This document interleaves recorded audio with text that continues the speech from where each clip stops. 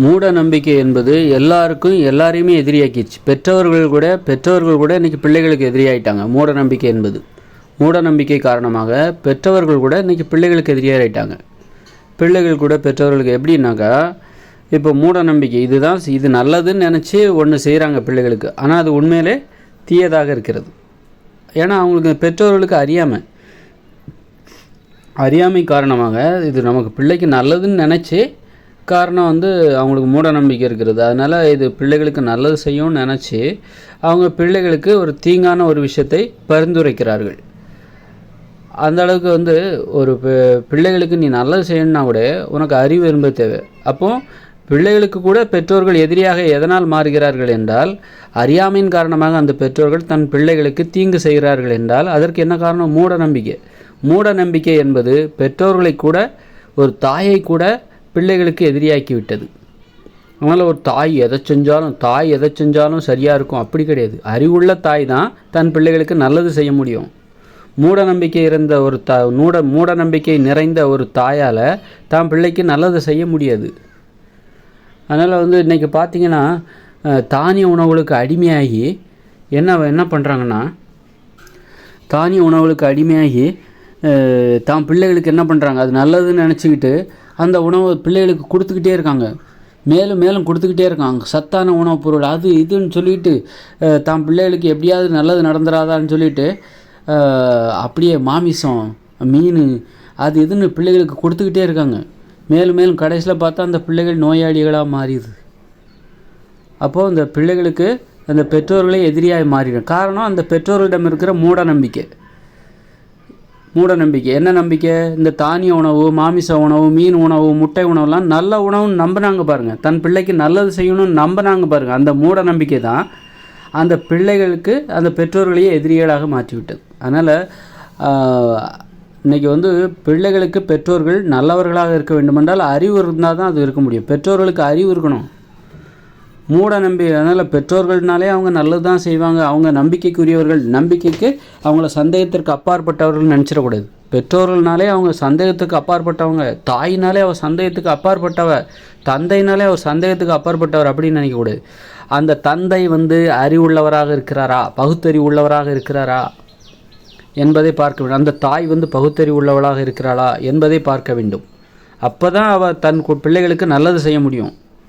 அதனால் மூட நம்பிக்கையை ஊக்குவிக்காதீங்க. பகுத்தறிவை வளர்க்கணும். அப்போ தான் இங்கே இருக்கிற மக்கள் நல்லவர்களாக வளர்க்கப்படுவார்கள். பெற்றோர்களுக்கு அறிவு இருந்தால் தான் பிள்ளைகளுக்கு நல்லது செய்ய முடியும்.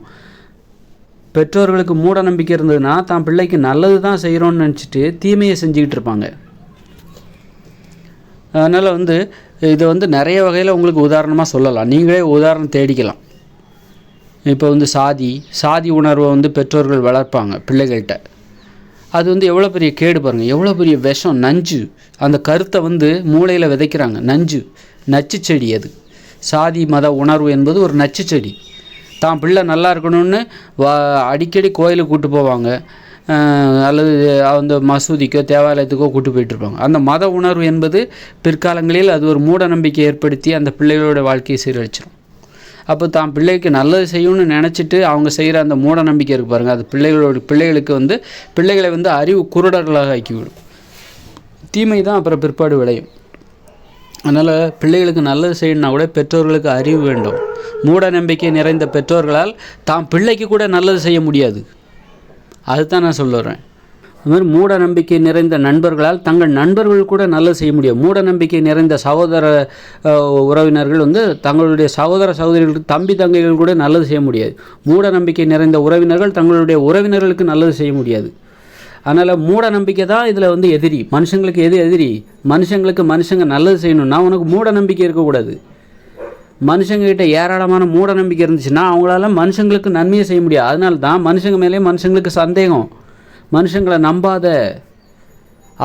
அவங்க சொல்கிறது எல்லாமே தீங்காக தான் போய் முடியுது. அதனால் நீயே யோசிச்சிக்கோ, நீயே முடிவு பண்ணிக்கோ, யார் சொல்கிறதையும் கேட்காத.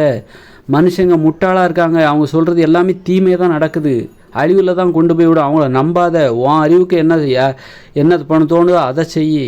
எவன் சொல்லியும் கேட்காத, யார் வழிகாட்டுதலையும் ஏற்றுக்காத.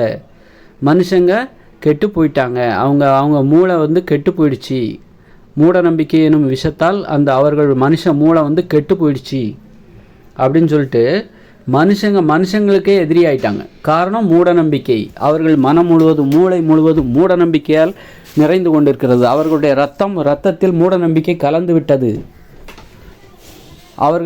அவர்கள் உடலில் ஓடுகிற இரத்தம் சுத்தமானதல்ல, அதில் அசுத்தம் என்கிற மூட நம்பிக்கை கலந்திருக்கிறது. அசுத்த இரத்தம் ஓடிக்கொண்டிருக்கிறது. அவர்களால் மற்றவர்களுக்கு நல்லது செய்ய முடியாது. நல்லது செய்வதற்கு அறிவு தேவை, பகுத்தறிவு தேவை. மூட நம்பிக்கை நிறைஞ்ச பெற்றோர்களால் தாம் பிள்ளைகளுக்கு கூட நல்லது செய்ய முடியும். மூட நம்பிக்கை நிறைந்த நண்பன் தனது உயிர் தோழனு கூட நல்லது செய்ய முடியாது. நல்லதுன்னு நினச்சி நீ செஞ்சேன்னா அதுவும் கெட்டதில் தான் முடியும், கெட்டதாக தான் போய் நிற்கும்.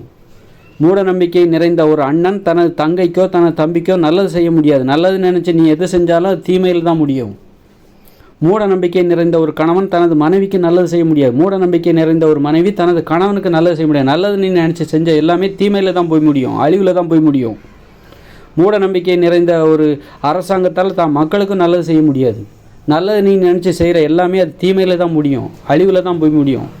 அதனால் மக்களுக்கு மக்களையே எதிரியாக்கி விட்டது, பெற்றோர்களுக்கு பிள்ளைகளை எதிரியாக்கி விட்டது, பிள்ளைகளுக்கு பெற்றோர்களை எதிரியாக்கிடுச்சு. காரணம் மூட நம்பிக்கை. அதனால் முதல்ல ஒழிக்க வேண்டியது மூட நம்பிக்கை. மூட நம்பிக்கையை சுதந்திரம் கொடுக்காதீங்க, மூட நம்பிக்கைக்கு ஒரு சுதந்திரத்தை கொடுக்காதீங்க. மதத்தின் பெயரால் இங்கு மூட நம்பிக்கை தன்னைத்தானே பாதுகாத்து கொள்கிறது. மூட நம்பிக்கை வந்து மதத்தை கைப்பற்றுகிறது. ஒரு அரசியல்வாதி மதத்தை கையில் எடுக்கிற மாதிரி மூட நம்பிக்கை வந்து மதத்தை சார்ந்து ஏன் வருது அப்படின்னா, மதம் என்பது ரொம்ப பாதுகாப்பானது, அதனால் அதுக்குள்ளே போய் ஒளிஞ்சுக்கலாம். அது தன்னைத்தானே புனிதப்படுத்தி கொள்ள முயற்சி செய்கிறது. அதனால் வந்து மூட நம்பிக்கைகளை முதல்ல மூட நம்பிக்கைகளுக்கு சுதந்திரம் கொடுக்கறத விடுங்க. அதாவது மதத்தின் பேரால் வந்து இயேசு அதிசயம் செய்வார், அதை கிழிச்சிருவார், இதை பிடுங்கிடுவார் அப்படின்லாம் சொல்கிறாங்கல்ல. கண் தெரியாதவனுக்கு வந்து கண்ணை கொடுத்துருவார், வாங்க உங்களை நான் பேச வைக்கிறேன் பாருங்கள், இப்போ பாருங்கள் ஊமை பேசுகிற அதிசயத்தை பாருங்கள். அது மாதிரி நிறைய ஒரு இந்து மதத்தை சார்ந்த நிறைய சடங்குகள், வசியம் செய்கிறேன், இந்த மாதிரிலாம் மூட நம்பிக்கைகளுக்குன்னு ஒரு சுதந்திரத்தை கொடுக்குறாங்க பாருங்கள். அதுக்கெல்லாம் தடை விதிங்க. இன்னும் நிறைய மூட நம்பிக்கைகள்லாம் வந்து ஜோசியம் சொல்கிறாங்க பாருங்கள், அவங்களெல்லாம் பிடிச்சி உள்ளே போட்டுருங்க. அந்த மாதிரி அதுக்கெல்லாம் தடை விதிங்க. மூட நம்பிக்கைகளை வளர்க்க இது மனுஷங்க மேலே மனுஷங்களுக்கு இருக்கிற நம்பிக்கையை தகர்த்து விடும். மனுஷங்களை எதிரியாக மாற்றிவிடும். மனுஷங்களை சந்தேக கண்ணோட்டத்தோடு பார்ப்பாங்க, யாரையும் நம்ப மாட்டாங்க. ஆகையால் நமக்கு எதிரி யார் தெரியுமா? மனுஷங்க கிடையாது, மனுஷங்க கிட்ட இருக்கிற மூட நம்பிக்கை தான் எதிரி. அதனால் மூட நம்பிக்கையை ஒழிங்க. அதனால் மூட நம்பிக்கையின் பிரதிநிதிகளாக இருக்கிற அந்த மனுஷங்களை பிடிச்சி கொஞ்ச நாள் நோக்கி உள்ளே போடுங்க, அவங்களுக்கு தடை விதிங்க. அதாவது மூட நம்பிக்கையை விட முடியாது அப்படின்னு பிடிவாதமாக இருக்கிற அவங்கள பிடிச்சி கொஞ்ச நாளைக்கு உள்ளே தூக்கி வைங்க.